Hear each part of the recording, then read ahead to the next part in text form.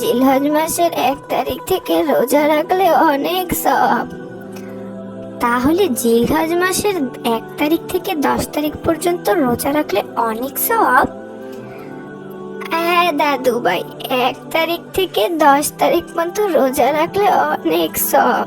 আল্লাহর নিকট সবচেয়ে পছন্দীয় দিন হলো জিলহজের এই 10 দিন। এই 10 দিনে করা নেক আমল জিহাদের চেয়েও উত্তম। এটি তিরমিজি শরীফে এসেছে। এই দিনগুলোতে বেশি বেশি তাকবীর, তাহলিল ও তাহমিদ বলো। জিলহজের প্রথম 9 দিনের রোজা রাখলে প্রতিটি দিনের রোজার বদলে 1 বছরের রোজার সওয়াব। আরাফার দিনে রোজা রাখা পূর্ব ও পরবর্তী 1 বছরের গুনাহ মাফের কারণ।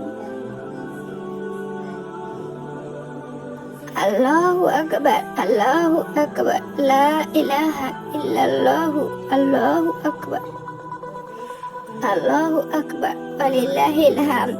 এটা তাকবীরে তাশরিক, যা 9 থেকে 13 জিলহজ পর্যন্ত বলা সুন্নাত। সুবহানাল্লাহ, কত সুন্দর কথা দাদি। আমরাও বড় হলে রোজা রাখবো, তাহলে আল্লাহ আমাদের অনেক সওয়াব দিবে, তাই না বলো? হ্যাঁ দাদু ভাই, ঠিক বলেছো, ঠিক বলেছো।